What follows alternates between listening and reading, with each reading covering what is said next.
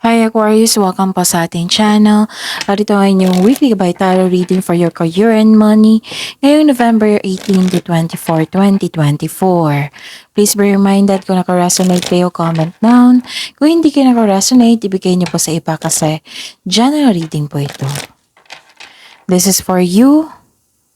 This is for your career and money Aquarius ngayong November 18 to 24, 2024.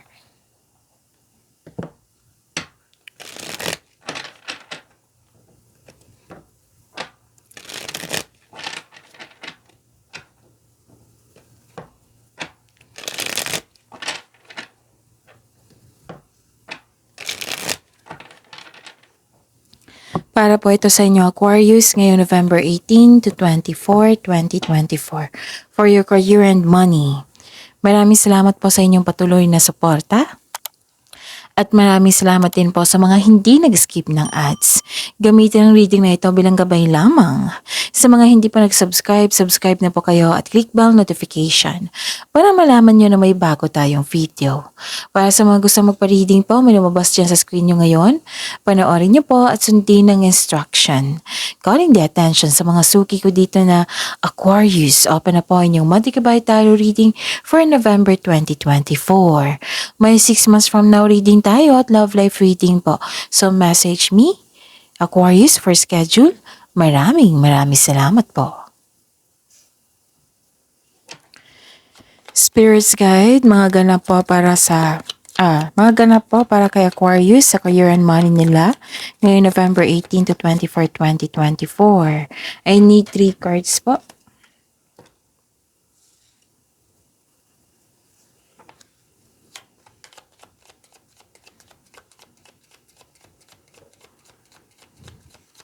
Aquarius.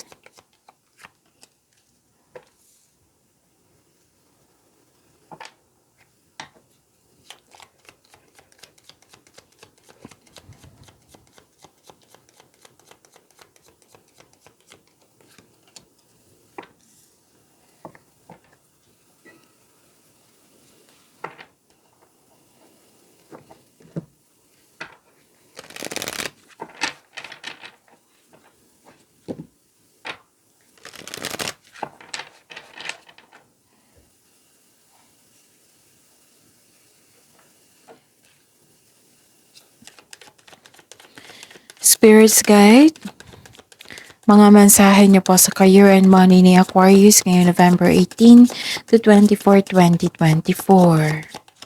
I need 2 cards po.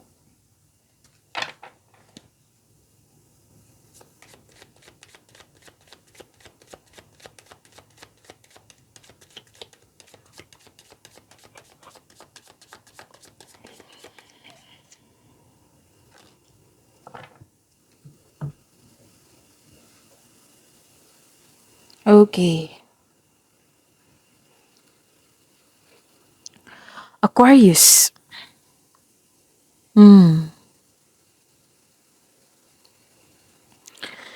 Okay, sa career and money, happiness. Nakita ko dito yung joy and happiness kasi may ganap na success. May good outcome. Yes, ang ganda. Nakita ko rin dito yung influence ng isang babae na maaaring magbigay sa iyo ng happiness, peace of mind, or tulong, or sakit ng ulo. Nakita ko dito na may hope and healing, personal growth. Marami kong ideas na tanggap at bibigyan mo ng aksyon. Ideas, thoughts na bibigyan mo siya ng aksyon. Nakita ko rin dito na nagkaroon ng clarity. Naka-receive kayo ng blessings. Nakikita ko rin dito yung awards and fame or recognition po, nakilala ka or naka-receive kayo ng compliment. Nakikita ko rin dito na may natuklasan ka. Parang nagre-research kayo dito. Nag-research kayo sa internet, pwede. Para may makuha kayong clarity, kaalaman. Okay, so nasa iyo, Aquarius. Oo, maraming gusto nito, hope and healing nasa iyo. Ang ganda ng cards, okay? Exhausted ka dito, oh. Feel financially drained, lucky viable options, recharge. Mag-recharge pa daw kayo at mag-regroup. Kaya pala may hope and healing dito. Okay? So, fast changes din. Oo, sa mga cross-watcher dito na Gemini Libra, pansin nyo sa lahat ng air signs. Air signs is Gemini, Libra, Aquarius. Changes, new beginning. Things happen suddenly in a short period, in a hurry. So this is sudden change. Okay? Take bold steps forward. Move forward po daw kayo. Kahit may changes, move forward pa rin. Okay? Spirits guide. Ano pa yung energy sa career and money ni Aquarius ngayon November 18 to 24, 2024?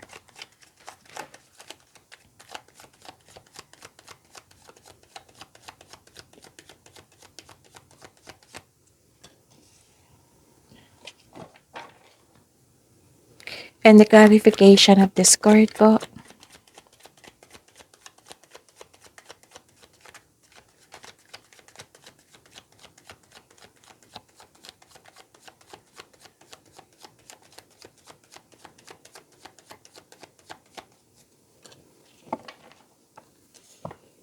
Okay. Remember Aquarius, at the end of the day, alam mo na ikaw lang taong may kakayahan at responsable na gumawa ng sarili mong katotohanan at kinabukasan. So, ano yung energy mo ngayong week na ito sa career and money ni Aquarius? Okay.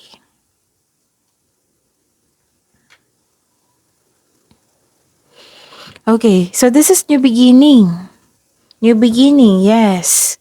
So, lahat talaga ng air signs na may new beginning na magaganap sa inyo. Okay? This is freedom. This is new journey. May potential itong magbibigay ito sa iyo ng kaunlaran basta pagbutihin mo. Okay? So, take a leap of faith and trust the support of the universe.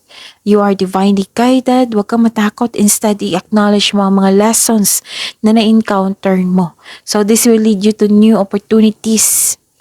So, this is part of your personal and spiritual evolution. Itong pagbabago na ito. This is a leap of faith. Hindi ka takot sa obstacles. You know you are on the right path. So, the advice is mag-ingat kayo sa pagpadalos-dalos na pagpasya. Siguraduhin na may konkretong plano yan at makinig din sa inyong intuition. So, spread your wings and fly. You should you should take a risk and try something new. Try to step out sa comfort zone. Yes, ang sabi ng card dito. Basta bibigyan mo siya ng action, time, and effort with clear intention, magkakaroon ng potential na ito na magtagumpay. Magkakaroon ng financial growth. Okay? Okay. Nakikita ko rin dito na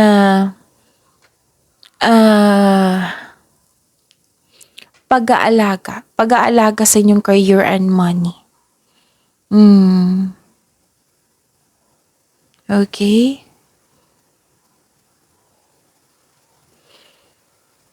May energy dito ng mother figure, oh. Pwedeng naging inspirasyon mo siya. Okay, marami kang naiisip na bagong idea ngayon. Ito yung lumabas sa oracle nyo na marami kayong ideas na bibigyan mo siya ng action. Ideas is a blessing, ha? Marami kang naiisip na bagong idea ngayon para sa ikakabuti na yung negosyo, trabaho, or kaperahan. Okay? Yun. Pag-aalaga sa inyong career and money. Spirits guide, possible blessings po na ma-receive ni Aquarius sa career and money nila ngayon November 18 to 24, 2024.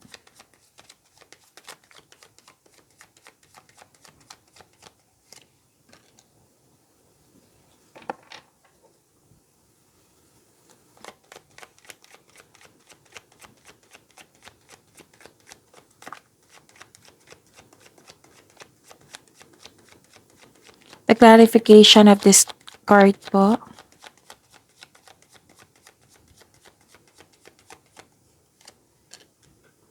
So, ano yung mga possible blessings na matanggap nyo for this week? Aquarius. Okay, may paalala lang ang card nyo po dito. Oo. Umiwas kayo sa distraction kasi magka-create yan ng blockages. Kung magkakaroon kasi ng blockages, mahirapan pumasok yung blessings. Okay? Blockages is yung negative feeling, yung bigat na naramdaman mo, may nangyari na hindi mo gusto. Kasi nakita ko dito na nagkaroon ng pag-aaway, may toxic na tao. Kailangan mong ma-overcome ito. This is distraction po. Na kung pwede, umiwas na lang para hindi kayo magkaroon ng blockages, para hindi kayo ma-distract, para pasok ng pasok yung blessings po. Kasi alam nyo naman, blockages is negativity. Blessings is a positivity. Ma-attract mo ito pag okay ang energy mo. So you have to, umiwas sa distraction na ito. Kasi nagkaroon ng conflict or argument. May toxic na tao. Pwedeng toxic yung kasamahan mo dyan, boss, or pagkakaroon ng away sa coworkers. So know when it's time to walk away from environment na hindi nakatulong sa iyong growth, na hindi nagbibigay ng peace of mind sa iyo. And makinig din kayo sa inyong intuition kasi it will guide you away from toxic person or toxic workplace. Okay? So, hanggat maaari, umiwas po sa distraction. Kasi yan ang sabi ng card para tuloy-tuloy yung pasok ng blessings mo. Okay? So, yan. Nakikita ko dito, 'di ba? Ang tanong is blessings. So, ang unang sinabi ng card dito na kailangan yung iwasan yung distraction. Huwag niyong tanggapin. Nagkaroon po ng long-term abundance dito. Yung blessings po. Long-term abundance, steady progress. Sa mga nag-invest dyan, na mukha nagkaroon ng mabagal ng resulta or naiinip, kailangan nyo daw magbigay ng pasensya. Ito ay magbubunga ng masaganang resulta kung hayaan mo lang itong magbunga. Continue to take steady action po sa inyong goal while remaining na magiging patient kayo and realistic about your expectation. Kung ikaw ay naghahanap ng trabaho o nag-iisip ng bagong karera, may perfect time po daw ito. Maaring maging matagal pa, pero may perfect time, perfectong pagkakataon na ihanay. Maaring magtagal bago ihanay ang perfectong pagkakataon. Yun. Natumbok ko. Basta yun. Yung blessings is ang ganda, long-term abundance, success, steady progress. Kaya nga naging successful kayo kasi mahusay kayo sa buhay. It might be itong mga toxic na tao, itong distraction na ito is naiinggit sa iyo. Ano to nagbunga yung matagal mong pagsisikap. May makabuhuluhang resulta. Ma-burnout din kayo sa dami ng trabaho. So, create a time management, konkretong plano, para magtagumpay ito. Okay? Kasi nakikita ko dito na sobrang daming trabaho. So, continue to take steady action Steady action, huwag kayong huminto. Hindi ibig sabihin na may distraction, hihinto kayo. Walang mangyayari kung hihinto kayo. So you have to move forward.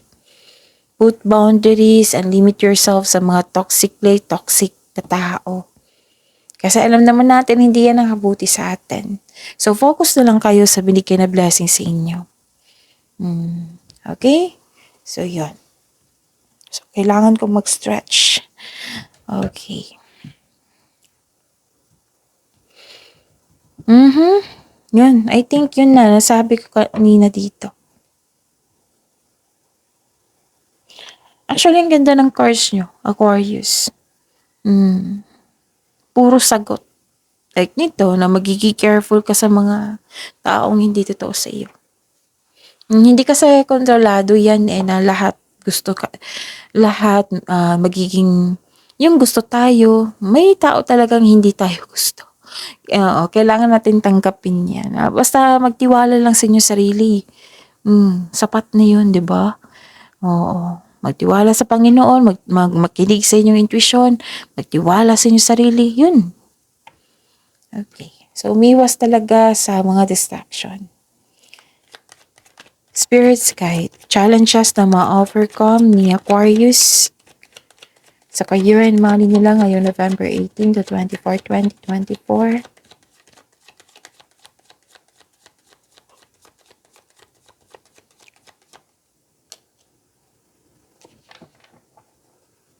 And the clarification of this card po.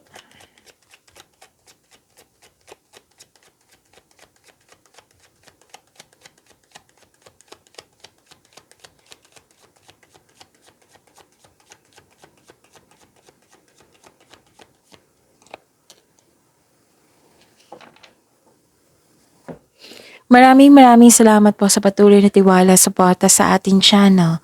At maraming salamat din po sa mga hindi nag-skip ng ads. Be confident. Umulan. Malakas ang ulan ha. Baka may marinig kayong ingay. Malakas ang ulan po. So, anong tawag nito? Focus kayo sa mensahe, okay? Don't worry, nakafocus ako sa reading ngayon. Okay, Aquarius. Be confident po daw kayo. Yung tanong is ma-overcome nyo ha na challenge. Para magiging ready din kayo. Okay? So, Aquarius, you have to overcome obstacles, challenges. Huwag kayong huminto. Be confident. Huwag nyo hayaan na magiging anong tawag dito? Huwag nyo hayaan na mas mangingibabaw yung weakness. You have to move forward. Huwag kayong mag-give up. Trust yourself. Yung sabi ko kanina. This is a repeating message. Trust yourself. Actually, uncomfortable ka sa pagbabago. Pero, that is normal. Kasi bago lahat eh. Oo. Ma-adapt mo rin yan. Give chance to yourself, okay? Aquarius. Tapos the advice is, have faith in the universe. Face your fears with self-confidence and courage, okay? So, yun.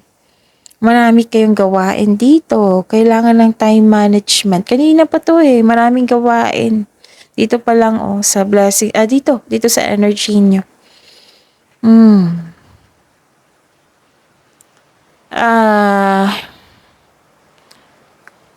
Okay. Maraming gawain. Wow, granted yung manifestation mo. Naging creative kayo. Sobrang, yung nagiging productive kayo sa araw-araw. Okay, this is good. Na-adapt nyo na ang pagbabago po. Gamit na gamit yung skills mo ngayon for this week. Aquarius. Sa inyong career and money. And bumalik yung confidence mo. Ang ganda. Ang ganda. Okay?